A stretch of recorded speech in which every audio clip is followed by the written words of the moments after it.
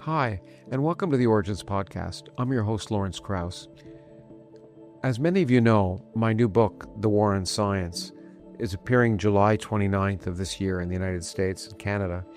And to celebrate that, we've interviewed many of the authors, of the 39 authors who have contributed to this volume. And we have 20 separate podcast interviews that will be airing over the next 20 days, starting July 22nd, before and after the book first appears, with many of the authors in the book on a host of different subjects. The authors we will have interviews with in order of appearance over the next 20 days are Richard Dawkins, Niall Ferguson, Nicholas Christakis, Maarten Boudry, Abigail Thompson, John Armstrong, Sally Satel, Solveig and Joshua Katz, Francis Widdowson, Carole Hooven, Janice Fiamengo, Geoff Horsman, Alessandro Strumia, Roger Cohen and Amy Wax, Peter Boghossian, Lauren Schwartz and Arthur Rousseau, Alex Byrne and Moti Gorin, Judith Sisa and Alice Sullivan, Carleen Gribble, and finally Dorian Abbott. The topics that will be discussed will range over the need for free speech and open inquiry in science and the need to preserve scientific integrity, stressed by our first podcast interviewee, Richard Dawkins, and will once again go over historical examples of how academia has been hijacked by ideology in the past and the negative consequences that have come from that, to issues of how specific disciplines, including mathematics, have been distorted, and how certain departments at universities now specifically claim that they are social activists, and a degree in their field is a degree in either critical social justice or social activism, not a degree in a specific area of scholarship, how ideology has permeated universities. We'll proceed also to discuss issues in medicine. Sally Satel will talk about how social justice has hijacked medicine. And also, when it comes to issues of gender-affirming care, we have a variety of authors who are going to speak about the issues there and how too often gender-affirming care claims are made that are not based on empirical evidence, in fact, falsely discuss the literature in ways that are harmful to young people. We'll talk to several people who, for one reason or another, have been canceled for saying things. Francis Widdowson at Mount Royal University in Canada, and Carole Hooven from Harvard, who eventually had to leave Harvard after saying on television that sex is binary in biology. We'll be talking to people who've looking at the impact of diversity, equity, and inclusion in academia and how it's restricting free inquiry and also restricting, in many ways, scientific merit at those universities.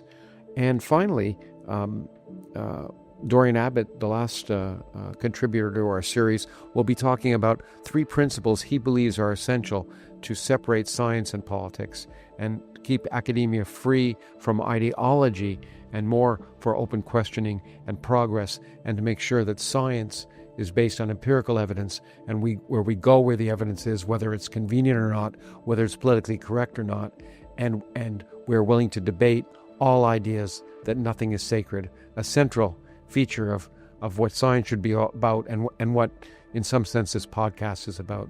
So I hope you really enjoy the next 20 days, and we've enjoyed bringing it to you. So with no further ado, The War on Science, the interviews.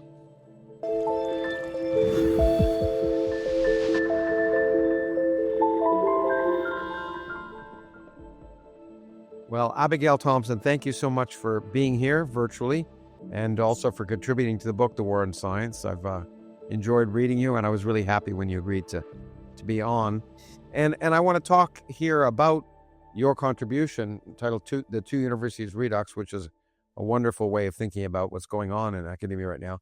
But this is an origins podcast, and I like to find out people's origins a little bit about how they got to where they are. And I will ask sort of what led you to write about this. Is clearly not directly mathematics, and you're a professor of mathematics.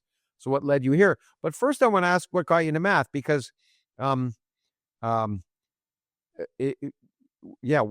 because first of all, you're a woman mathematician, and a lot of people have this stereotype that all mathematicians are men. And so what got you excited about math early on? I always loved it as a child, and I was pretty good at it. I enjoyed it a lot in high school. I majored in it in college, although I was a double major in math and music, Music. and wasn't quite sure which one I was going to try to pursue. But in the end, I decided I would actually like to be able to make a living, and math seemed more plausible as a way to make a living. Yeah, I So have to tell you, this is an aside, but I have to tell you a story. When I was chair of the physics department in Cleveland, one of our alumni had won the Nobel Prize years earlier for inventing the bubble chamber. He was at Berkeley. But he told me, I met him, and he said he actually was good enough in the violin to play, not in the Cleveland Orchestra, but one of the lower orchestras. And he was trying to decide whether to become a physicist or a musician. And his father said, become a physicist because it's easier to get a job as a mediocre physicist than it is as a mediocre musician. this is definitely still true. Anyway, sorry, but I couldn't resist. Anyway, right. so you decided to do math, and of course one of the things you're automatically confirming the stereotype that there's a connection between people who are good at math and music.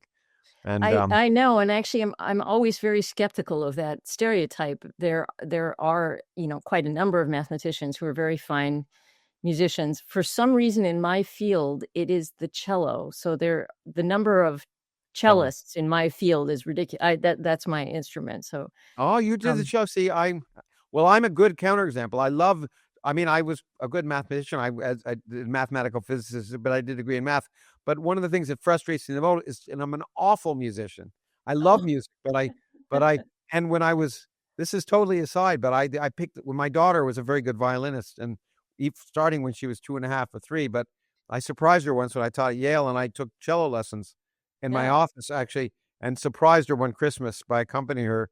And she was thrilled, but I could only keep up with the first song, and after that, she wasn't real. But if you ever need a great counterexample, and maybe I'm not a good enough example as a mathematician, but I'm certainly a crummy musician. That's for sure. Sorry that didn't work out. It's okay. But I love anyway, music, so it's okay. Anyway, sorry. So you decided to do math, and it actually also has the advantage that you can be a mathematician and play chamber music on the side, which has That's really right. been a wonderful thing. Did you do that, by the way? Always, yeah. So yeah. Oh, wow, that's great. I do still, yeah. And I mean, the story of my career is fairly boring. I got a PhD from Rutgers, and had a few postdocs, and then ended up at my permanent job at UC Davis, where I've been since 1988. So for a long time. A long time. Yeah. Wow. Yeah. And all was fairly quiet, although I did have a small tendency to poke my head above the the ledge there, so that it could. Okay. So you stayed under the radar, but this isn't the first time you peeked up and looked to see for enemy fire. And is that right? That's correct. And yeah, actually, so the very first time that anyone paid any attention was, there's quite a remarkable article which contains something called the diversity trumps ability theorem. Oh. And this was mentioned and cited in one of the many trainings that one has to go to. And it was presented as a theorem, a mathematical theorem. It's been proven that diversity trumps ability. Oh, wow. So I was very interested in that, and I looked at that quite carefully. And I wrote an article about that for the AMS notices. And the mathematics is, I don't know how to be kind about it. The mathematics is nonsense. You don't have to be kind. If it's nonsense, you're supposed to say it's nonsense. Well, I did. Yeah. Yeah. I mean, just on its face, you would think that people would realize that was not something that could be proven mathematically, even even if it's true much of the time or something. But anyway, so that caused a little bit of a little bit of a ruckus, but not too much. When was that, by the way? That was quite a long time ago. I want to say around 2015, but I'm not sure. Okay. And then I became department chair in 2017, 18, not 17, I guess. And it's 2017, and it's a 3-year position. So, and that was when more ruckus happened. So, did you want to hear about that? Or? Yeah, I mean, I think. Look, I be frank. I think it first came to my attention. When it's important for female scientists, mathematicians, or whatever to address a number of what I think are misconceptions about sexism and other things in academia. And I seem to remember you speaking forthrightly about that as a successful female mathematician, and I thought that was incredibly important. So anyway, I don't know if that's related to what you're about to talk about, but as chair, I was chair for 15 years in my department, and I became blatantly aware of the quotas that were being put on, and their effect on necessarily looking for merit. So maybe you want to talk about that. Actually, I remember at one academic senate meeting long ago asking exactly, could somebody define the difference between what they were discussing and quotas? And the difference was that quotas are illegal. Yeah, exactly. That was the key difference. Actually, in that training that I was talking about, where I was introduced to this notion that there's a theorem that diversity trumps ability. This was a training that was instituted, I think around 2015, and it was to train. And any member of a faculty search committee had to attend one of these trainings.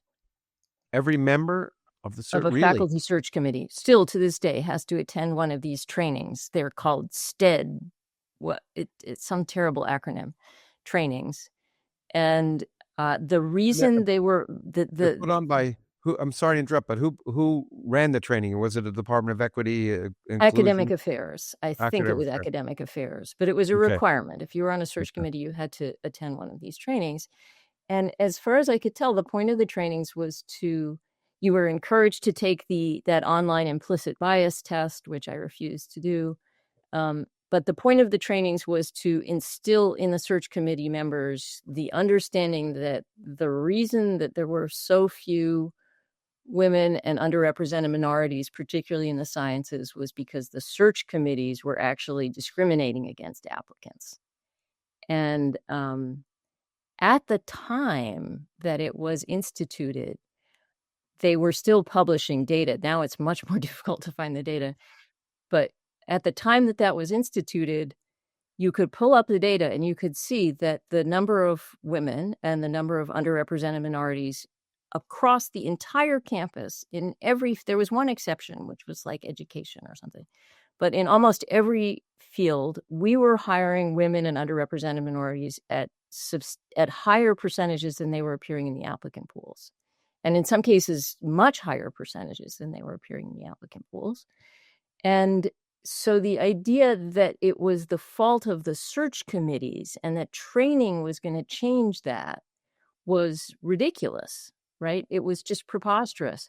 And there was just nothing. I mean, I tried, several colleagues tried, there seemed to be nothing that we could do to shake this idea. And as I say, the trainings are still a requirement, although the data is much harder to see now.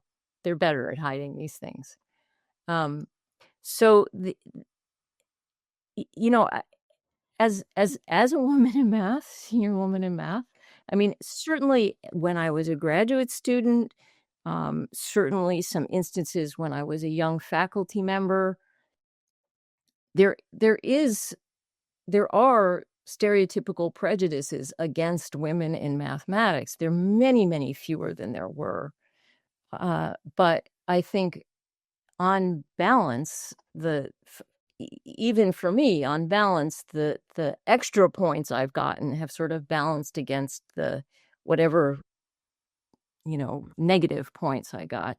And to think that now at this point that this is the problem, or that there is a problem. Yes, there is. I'm not sure what the problem is. It seems to me that the assumption, as you talk about here, and a number of people talk about in the book, and I've written about this. Not only is it assumed there a problem, but you can't even ask the question, "Is there a problem?" Many people have asked, "Is there a problem?" get canceled or removed for simply asking the question. Is there any data, please? Right. In fact, I'll be talking to one of the authors of one of the pieces who literally did get a problem in his institution for asking, can we have data for why we're implementing this particular policy? And they almost removed him for that, asking that question. Yeah, no, as far as I can tell, the underlying assumption is that in the absence of discrimination, 50% of research mathematicians, for example, would be female. Yeah. I'm like, really? Yeah. Why? Yeah. You know, and I have to say, it's very helpful to have other women in mathematics. It does make a difference to see other, you know, if it's nice to walk into a seminar room and not be the only woman in the room. But does it have to be 50%? I wouldn't expect it to be anything. I wouldn't expect it to be 50%. And I imagine when you were younger, you were often the only woman in the room, but you liked math and it didn't stop you. I think that's an important factor. I think I was often the only woman in the room, and I like math. And I think I'm particularly lucky in my field in that it's this is low dimensional topology for some reason is like the world's friendliest field. And it took me quite a while to say, if I'm uncomfortable walking into a room full of male mathematicians, I should probably check to make sure that it's whose fault it is. And quite often it was mine. That is, they were extremely friendly and welcoming. So, I mean, then what do you do? Then you just say, okay, you know, let's do some math. A remarkable friend of mine who's actually been on our podcast is often said that. Often it's good to ask yourself the question whether the problem is you rather than someone else. And in many, it's easy to not do that. Also, and you know, I think this discussion, which is, you know, prefaces what we're going to talk about, is still useful because it's an important conversation that's hard to have, and because one of the other problems, I want to ask you if you agree with me, but I've always felt, you know, as a physicist looking at this field as well, but as a successful female mathematician, surely not only must it feel patronizing, but it must feel bad if there are quotas. I would think, if I were in your situation, to feel like people are looking at me and asking, is there an asterisk next to my name? Did I get my job because I'm a woman? So it's demeaning to other successful scientists or mathematicians, whatever, if people have that underlying assumption that perhaps they're there not because of their quality of their work. I mean, it must be. Do you ever sense that? I have to say, I don't sense it about my job, because partly because I'm reasonably confident that my mathematics is plenty good enough for the position that I have. I mean, that's okay. But when, for example, I'm invited to be on a organizing committee for a conference, or I'm sometimes even if I'm just invited to give a talk at a conference, or I'm invited, that does provoke that. And I feel kind of bad because, you know, when you, up until 3 months ago, when you organized a conference or when you made up your list of invitees for a conference, in fact, you had to have quite a number of women speakers or number of women organizers. And so, you know, I feel bad for the people that are trying to organize it. But it doesn't make you feel good. That's true to say, once again, they didn't have enough women. I have a friend who basically will ask basically, they'll come and say we need to diversify our panel, and then she won't do it. And that's very irritating. Then I have friends that I also who said, well, I won't be on a manel, and I keep thinking, you know, aren't you interested in what the topic is rather than who, you know, anyway. Okay, but now that prefaces it, because that kind of, well, actually what really prefaces it, I think, is that what you said is that people are required, when you talked about required to take this training in the absence of any evidence that there's a problem there to be solved. Right. And that kind of, and then the evidence, the data goes away. And so now it has to be an act of pure faith, where, Right. and so that discrimination between reality and myth becomes ideas become sacred and are governed by ideology. And I think that's a nice preference and a segue to your piece, because your piece basically says two universities coexist on campuses across the university. They share the same physical space, but they're different worlds. There's the knowledge university and the dogma university. And the knowledge university basically follows what you call the Princeton principles. The core mission of the university is the pursuit of knowledge and advancement of knowledge through scholarship and teaching. Freedom, it's sustained through freedom of inquiry and equality before laws on campus. And the other are those who view the university primarily as an agent of social change. Scholarship is almost incidental. And what I particularly like about your piece is that people can say, well, you're just saying that. But of course, you immediately follow it. And I was shocked to see some of the real world statements that you use from departments at UC Davis. Let me read, because you couldn't make this up, I think. Let me read what you said. The faculty job advertisement at UC Davis illustrates this. The Shikana-O Studies Department is rooted and aligned with the decolonial project that emerged from the Third World Liberation Front and envisioned Shikana-OX studies as a space for liberation, resistance, freedom, and decolonial absolutionist futurists. And then the Asian American Studies Department website is even more explicit. The way I would describe it is that to major in Asian American studies is to measure in social justice. I mean, I believe it's not to say to major in Asian American studies is to learn something about Asian American studies. I know.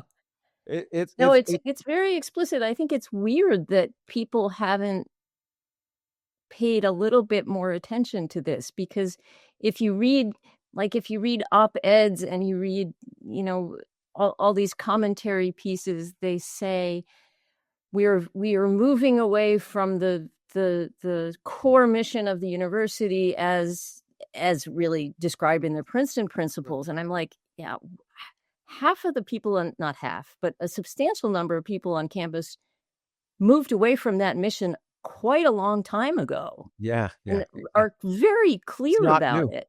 Yeah. They're not hiding it, right? No, exactly.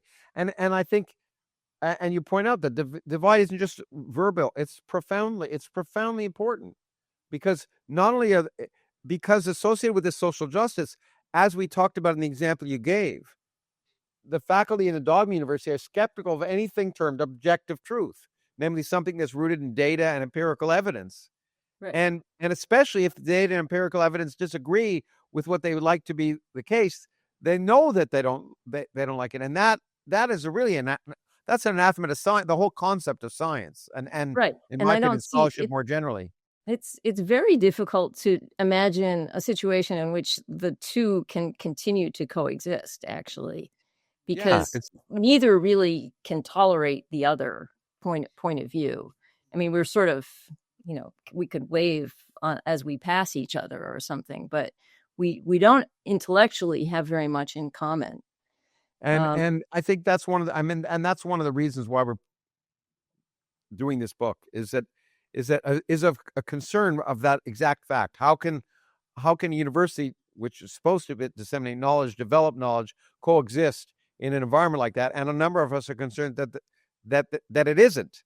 And it's important, I think, that the group is internal, is all people within, not criticizing academia from outside, saying, "Oh, you leftist professors," but the group from within who are politically diverse, and I kind of made sure of that too, but also all concerned about this from within, and it's not a hypothetical situation, as the examples here point out. These are real issues. These are not just, and it's not just in the humanities department or Chicana studies or whatever. It's occurring within the sciences itself as well. and which I remember when I taught at Yale years ago, we thought we were immune. We were up on Science Hill, I often say, and we used to look down and say, well, we're immune from that, but it's not. And one of the reasons that we're also, I think, that I'm excited about the fact that a number of people like you, who I admire greatly, are willing to speak out about this, and it's important, is that many faculty want to keep their head down, as we talked about, and we'll talk about at the end, because you illustrate that at the end of your paper too. But that many people thought, well, this is just, it's just it's a side effect. We don't have to worry about it. It's going to go away. It doesn't have a big effect. And you said in 2018, when someone was writing about this, you would have agreed, but it's different now. It is different, and I don't know how you can ignore it at this point. And the example sorry, go on. I mean, even before 2018, they clearly, it's not just that we don't intellectually have much in common, these two halves of the university. It's the social justice oriented half can't really tolerate the science half as it stands, right? We're a problem for them. We're a problem, and there are lots. Yeah, and they've tried very hard to push into that half, and it's quite destructive. Well, it is, and you just reminded me. I mean, if you think of California where you teach, I mean, and so it's a problem. So you have to invent reasons why it's a problem, and you have to say, well, it's a white male patriarchy, and it's not really. And I've written about it, and about these mathematics standards in California, which basically said that getting the right answer is a white supremacist construct of mathematics, and so you have to find reasons why it's bad, and ultimately it's rooted in Western oppression. Yeah, and it's when it starts affecting, particularly when it starts affecting math education.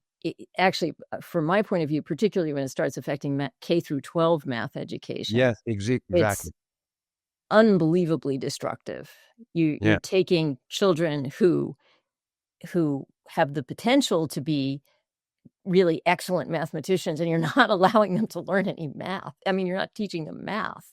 Yeah, absolutely. Because it's somehow bad. Yeah, and you can't track kids who are excellent for some reason and put them in advanced classes. It's just ridiculous. But it's also equally bad because we all know that more generally, forget the good mathematics students who one day or another, I often find that the really good students will overcome anything and then still survive, and they'll flourish anyway. But there's the bulk of people. We do a really bad job generally nationally teaching math in general, and so to make it worse is even sadder, I think, for the people who aren't gifted. I think and it has to go along with testing is evil, right? Yeah, exactly. But the example you give, the difference between which hit you and a number of other people who've written for this, right in the face of the difference between what's going on in sort of as a side issue that's not important in 2018, happened in 2023 when in October when Hamas attacked Israel, and I think that that really provoked. I think you're writing here that this is really something. The anti-Israel demonstrations have run amok, with the student leader saying, "I wake up daily and pray for their death," talking about Jews basically, and they're forever sentencing to hell. And the Faculty for Justice in Palestine, and running at the same time, as you point out, these people are advocating the death of people, to kill people, celebrating the barbaric murders and tortures and rapes and burnings, celebrating them. And on the other hand, as you point out, UCD is still running the training sessions, the kind you had to take, where attendees are instructed that asking someone, "Where are you from?" is microaggression. So that is dangerous. Asking someone where you're from is dangerous, but advocating the death of a whole group of people, that's okay. That's okay. Yeah. No, I think it's spooky, actually. It's very disconcerting for me at least, to have, an administration that repeatedly describes these, encampments and these protests as these are peaceful protests. They're protesting for peace in the Middle East and peace in Gaza. And I'm like, not really. They've got a Hezbollah flag. They've got a Popular Front for the Liberation of Palestine flag. They have a good Zionist is a dead one in their encampment. Really? You really think that these are peaceful? No one was hurt. That's true. Well, they are yet. But the argument which eventually led to Claudine Gay's demise is saying, well, look, they may be saying something stupid, but they have the right to say something stupid. They have the right to be wrong, which is fine. But then you can't. But at the same time, we're saying, but someone doesn't have the right to give the wrong pronoun. That is a severe act of violence. Yeah, that's it. I think we're obviously in a very difficult situation, because I'm actually reasonably close to a free speech absolutist, right? Me too. If people want to demonstrate in the quad with swastikas saying Heil Hitler from noon to 1, because that's what our rules say, with megaphones from noon to 1, I will defend their right to do that. But that's not what was happening. It's just not, right? It's not a question of free speech when you allow them to camp out for 6 weeks in the middle of the quad, and you allow them to march through classrooms, and you allow them to disrupt exams, and you allow them to close the bus station during final exams. It's not free speech. And it's really wrong to describe it that way. And it also by not actively not only saying it's wrong, but having people say they may be wrong. Yeah. You lead, as you point out, I was shocked. 67% of 18 to 24-year-olds now think that Jews as a class are oppressors. And then you had this resolution that was being debated in January 2024 about from the so-called UC Ethnic Studies Faculty Council on the Israel-Gaza War, arguing that to describe this attack as terrorism is to reinscribe a colonial narrative. It's so divorced from reality. That's what we're teaching. This is yeah, and then I was shocked by this quote. The other thing that's important, as we talk about the perversion of scholarship, it's, as I say, people can be wrong, but the university is supposed to be a place where ideas can be debated so one can see what makes sense and what doesn't make sense. That's the whole point of scholarship, and certainly science as a dialectic. You expect when you present a math paper to be attacked at some level, or at least your ideas questioned, and you'll be able to defend them.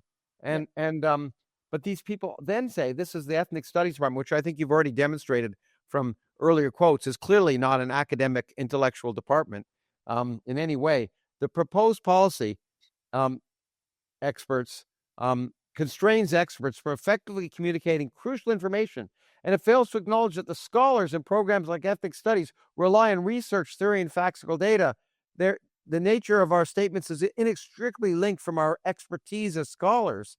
So the idea is that somehow they are doing scholarly work by just simply making bold claims that are unsubstantiated and that are divorced from reality, but you can't question them because they're scholars. That's a protection argument. Sorry, go on. They're the experts. Yeah. No, it's quite an argument. It's really, I think it's an interesting situation. It feels like we thought we had an effective system of checks and balances in academia, and it's failed. Yeah. And we're kind of stuck. I don't know what you could do about this. Once you have multiple of the studies departments that and forget how we got here.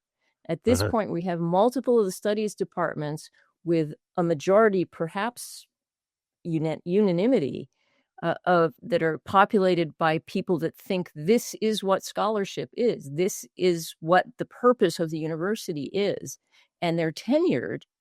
What do you do with that, right? And I mean, you've been on a campus many years, right? And you come to review faculty files, and at some point there's a committee that reviews files from all over campus. And what you're told, I just had a colleague who was on that committee, what you're told is you must rely on the experts in the field for their evaluation of the scholarly work. And so what's a mathematician supposed to do? Say, well, that looks like rubbish to me, Well, you can't question the field, but along with that, which is sort of, not only could the argument made that you have no right to question it because you're not X, Y, or Z, right, which of course is also an anathema to science. There are no authorities, they're experts, but any kid can question your mathematical proof. They're allowed to do it, whether they're a mathematician or not, right?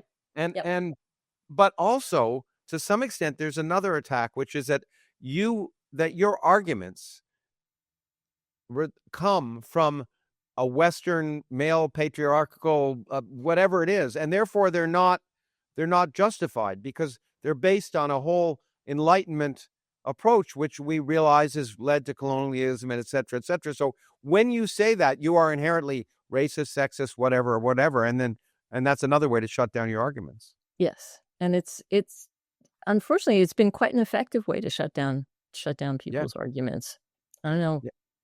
Yeah, I know it, and also that you make the point that when people are stopped from speaking, which is the other thing that goes on, where debate is effectively quashed because people are deplatformed or so many other ways, which we discuss in our book. You point out Dorian Abbott, who was just speaking to, who wrote an article for this book. When he was at MIT, he was giving a talk on climate change, but because he'd written a piece on gender or or on affirmative action, basically, which they didn't like, they canceled his big public lecture. And you said a UC colleague posted, "Freedom of speech does not protect you from the loss of your privileged expectation." And as you write, who knew that giving a scientific talk in your research area was a privileged expectation? I mean, that was a colleague in his field who approved of that cancellation. Well, it's even worse. I don't know if you've read his piece, but he quoted, there was a New York Times article, the chairman of geosciences at Williams College said specifically, as you probably know, that arguing on the basis of data is white male patriarchy, and it's not to be given any credence. This is the chair of geosciences at Williams, anyway. There's a problem, and we've tried to illustrate it in a lot of ways, and you've done a great job there.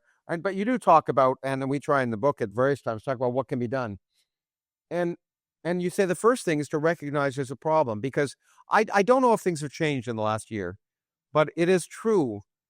When I have tried, and I've, as you know, written extensively, talked to people, even earlier in academia, certainly among the public, there was not the awareness of how ridiculous this situation is. But because most academics like to keep their head below the radar and just go about their work, they hear about this or that, but again, it's assumed anecdotal, but not that it's deeply ingrained. So the first thing is to recognize there is a problem. And that's one of the reasons for, as I say, from the book, not just so the public realizes there's a problem, but if people see what I think is a distinguished group of people who've written about this problem, who don't have an axe to grind except they're concerned, that hopefully other of our colleagues will realize, A, there is a problem, B, maybe we better think about it. So I hope so. I have to say that what I've seen in the last few months, I don't find encouraging. So, I mean, University of California, we're in California, we're a little bit nuts, right? But, and of course, the entire senior administration is in a state of intense terror right now, right? Because they're just hoping that federal spotlight doesn't come and shine on them. But every sort of public pronouncement that I've heard from senior administration has there's zero reflection that there is actually any problem, except the external attack. That is, everything is, let us now all agree that it's time to circle the wagons and defend the university. And I'm like, maybe we should actually try to figure out why we're being attacked so severely and try to do something about it. But there's no, I don't see any kind of reflection of the nature that I would have hoped for. Yeah, and you make a very good point, which is something that, as you know, we, the authors, have thought about, is that this book called The War on Science, and it was completed last year before the current election. And many people are saying, well, oh, come on, how can you look at what's going on in the Trump administration, its tracks on science, university? And I think it's really important to point out, and we've talked about this, and I will continue. I hope the contributors will continue as when this book appears, and to the extent that they're asked to speak about it, that there are two things. There's an external attack, and you have to fight that in the ballot box or speak out or protest. But what we're talking about is an eternal thing, as something that is part of the culture of science and scholarship. And if that isn't changed, the science and scholarship themselves, independent of what's going on outside, is in trouble. And I would have said, and that's what we're trying to address. And that's still independent there. Independent of if had nothing happened, I would have given the science mission of the great research universities maybe 10 more years of productive work, because things are getting bad, and people aren't paying good attention still. So and you also, as you pointed, this attack of the administration, which I abhor, I will say, but it's in response to, they have the wrong. It's almost ludicrous to hear, well, you weren't allowing free speech, so what we're gonna, and which is true, and you weren't allowing free inquiry, and you were imposing things. So what we're going to do now is we're going to impose on you. You can't talk about this. You can't. It's just, but there's a reason for it, as you point out, and I think it's really. I'm kind of shocked and saddened to hear what you say, but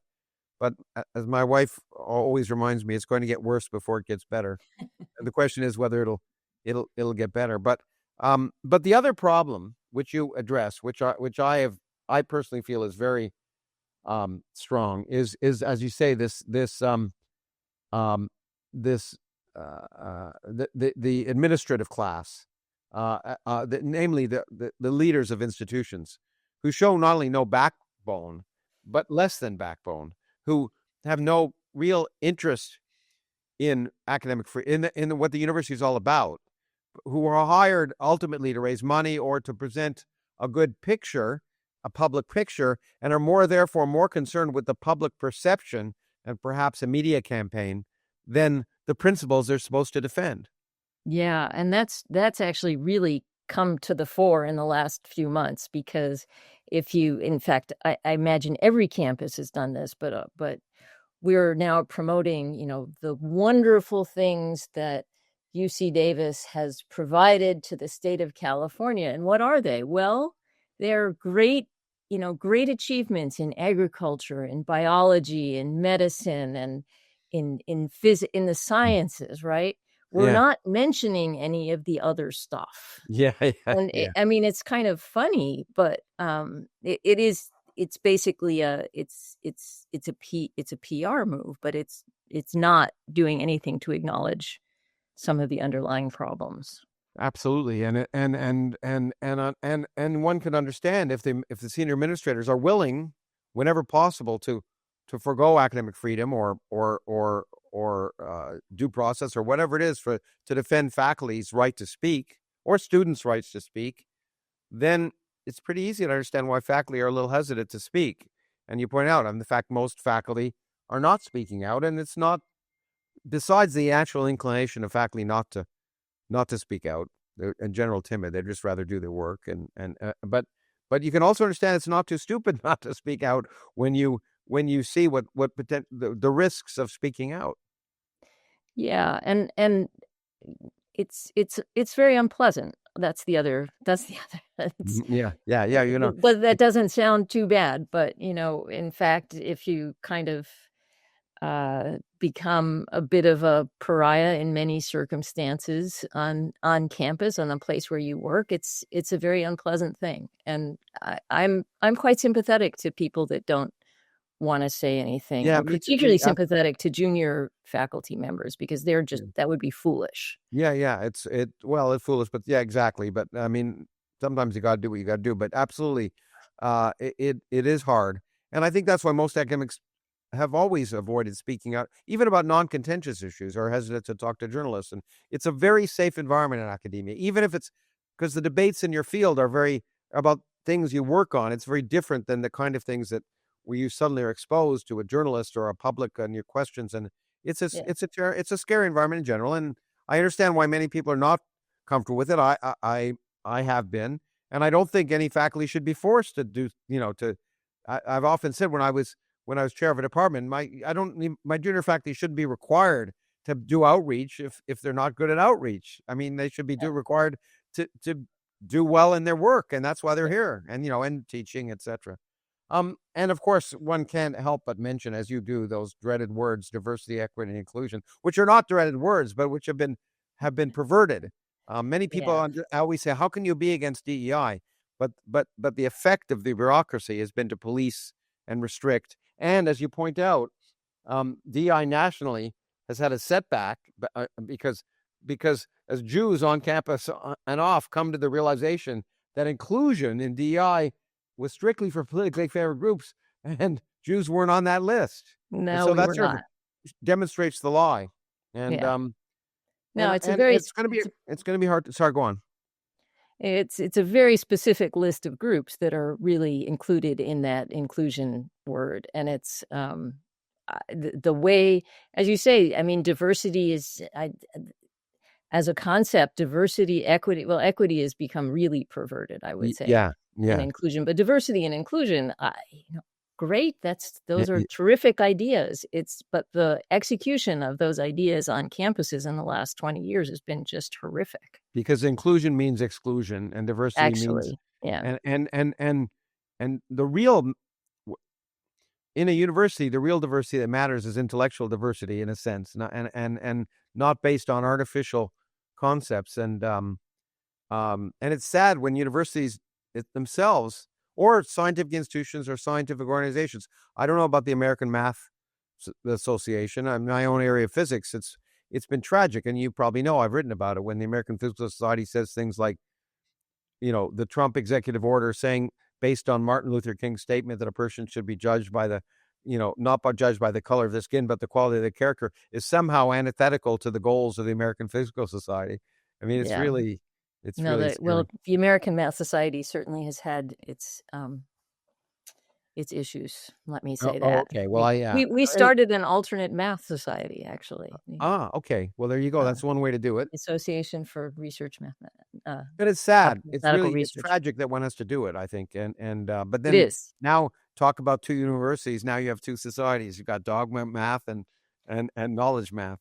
Anyway, so you conclude, and I would like to read your statement, because I always like to read the conclusions, and it's clear. Changing this trajectory of decline is a daunting task. We must dismantle DEI bureaucracies, eliminate or reform politicized departments, significantly reduce the size of university administrations, and vigorously defend free speech and academic freedom, all simultaneously. And I'll skip to the last statement. You say that our universities and our society march forward together. If we don't want to live in the wasteland of a dogma society, we must stop it now. And I really appreciate you for writing and speaking out. And I told you before, we've never met personally, but we were at a meeting recently. I've always admired what you've written, and now it's a pleasure to even be a little closer virtually, and maybe someday we'll get to be physically. We'll actually be physically in the same space. Yes. Yeah. Okay. Yeah. We're now in the same state. Thank you very much. I really appreciate it. On the stone's throw away. Yeah. Thanks for coming on here. Thanks for contributing to the volume, and it's wonderful, and I really appreciate the discussion. Thanks a lot. Oh, thank you very much, Lawrence.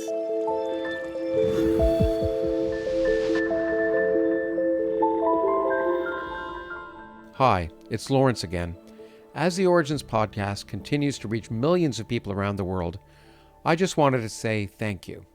It's because of your support, whether you listen or watch, that we're able to help enrich the perspective of listeners by providing access to the people and ideas that are changing our understanding of ourselves and our world and driving the future of our society in the 21st century.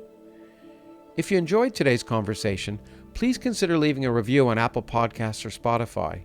You can also leave us private feedback on our website if you'd like to see any parts of the podcast improved. Finally, if you'd like to access ad-free and bonus content, become a paid subscriber at origensproject.org. This podcast is produced by the Origins Project Foundation as a non-profit effort committed to enhancing public literacy and engagement with the world by connecting science and culture. You can learn more about our events, our travel excursions, and ways to get involved at origensproject.org. Thank you.